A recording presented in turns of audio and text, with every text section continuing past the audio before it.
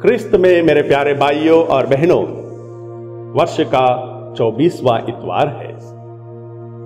आज के पूजन विधि के दौरान आज का पहला पाठ प्रवक्ता ग्रंथ से लिया गया है और इस पाठ में हम लोग पढ़ते हैं, अपने पड़ोसी का अपराध क्षमा कर दो और विनय करने पर तुम्हारे पाप क्षमा किए जाएंगे।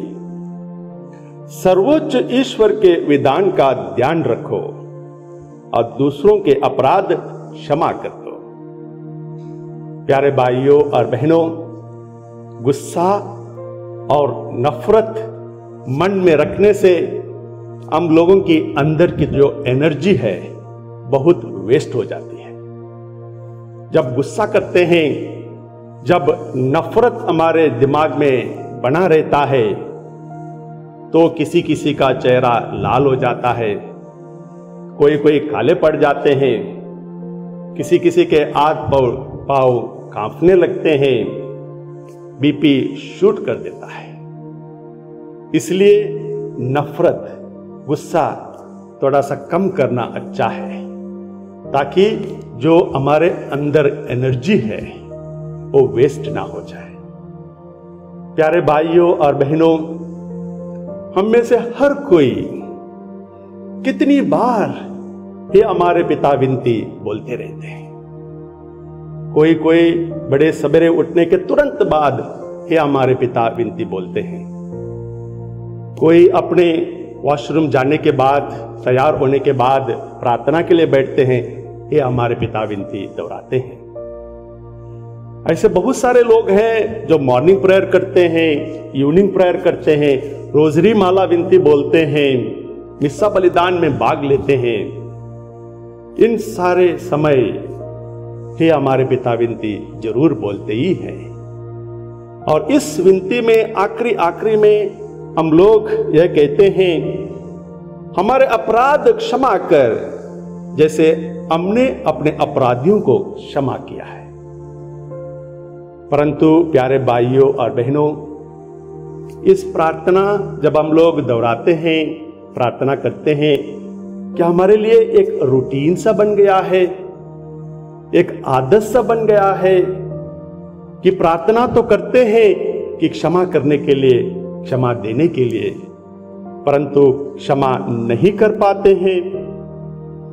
संत मत्ती का सुसमाचार अध्याय 6 पद संख्या 14 और 15 में लिखा है, यदि तुम दूसरों के अपराध क्षमा करोगे तो तुम्हारा स्वर्गीय पिता भी तुम्हें क्षमा करेगा, परंतु यदि तुम दूसरों को क्षमा नहीं करोगे तो तुम्हारा पिता भी तुम्हारे अपराध क्षमा नहीं करेगा। प्यारे भाइयों और बहनों, क्षमा करना उतना आसान नहीं है। क्षमा करने का गुण ईश्वरीय गुण है। नफरत और गुस्सा मानव स्वभाव है, इसलिए क्षमा और प्रार्थना जुड़ा हुआ है। संत मार्कुस का सुसमाचार अध्याय 11 पद संख्या 25 में लिखा है, जब तुम प्रार्थना के लिए खड़े हो और तुम्हें किसी से कोई शिकायत हो तो क्षमा कर दो, जिससे तुम्हारा स्वर्गीय पिता भी तुम्हारे अपराध क्षमा कर दे। तब जाकर प्यारे भाइयों और बहनों हमारे दिल को सुकून मिलता है। परंतु हम सब जानते हैं अपने दुश्मनों को क्षमा करना उतना आसान नहीं है। गुस्सा आते रहता है, बार बार वे लोग हमारे मन में आते रहते हैं, उनको क्षमा करना उतना आसान नहीं है। जॉनी को एक बार पागल कुत्ता काटता है और तब एंटी रेबिस दवा नहीं थी। जब जॉनी डॉक्टर के पास जाते हैं, जांच होती है, डॉक्टर जॉनी से कहते हैं, तुम्हें पागल कुत्ते ने काटा है, तुम्हारे लिए कोई इलाज नहीं है, तुम कुछ दिनों के बाद मर जाओगे। इसलिए जो भी चीजों को, जो भी कागज हैं, अगर उन्हें सही करना हो, दस्तावेज हैं उन्हें ठीक करना हो तो जल्दी से कर दो। क्योंकि तुम्हारी मृत्यु निश्चित है। जॉनी कुछ सोचने लगता है, उदास हो जाता है, परंतु कुछ समय के बाद उसने वहीं अस्पताल में बैठकर डॉक्टर से उनका पेन ले लेता है और कंपाउंडर से एक कागज ले लेता है और कुछ लिखने लगता है। डॉक्टर ने सोचा कि जॉनी वसीयत लिख रहा है, विल लिख रहा है, और क्यूरियोसिटी होने के नाते डॉक्टर जॉनी से पूछते हैं, तुम अपने विल में क्या लिख रहे हो? तब जॉनी कहता है कि मैं अपना विल नहीं लिख रहा हूं। No, I am not writing my will, I am making a list of all the people I must bite before I die. मैं उन लोगों के नाम लिख रहा हूं जिनको मैं काटना चाहता हूं मेरे मृत्यु से पहले।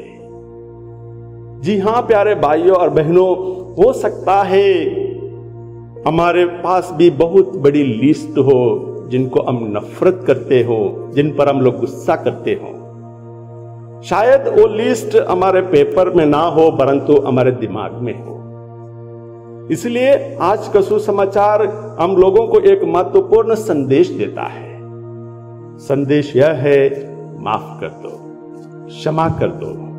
आसान नहीं है, इसलिए पेतरुस प्रभु यीशु के पास जाते हैं और कहते हैं, प्रभु यदि मेरे भाई मेरे विरुद्ध अपराध करता जाए तो मैं कितनी बार उसे क्षमा करूं? 7 बार तक?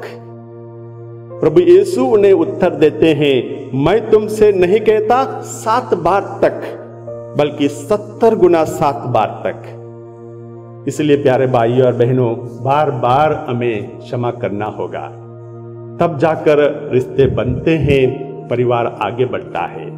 आइए हम प्रभु से दुआ करें कि हमें क्षमा करने के लिए प्रभु कृपा प्रदान करे और हम सब एक अच्छा जीवन बिता सके। आमीन।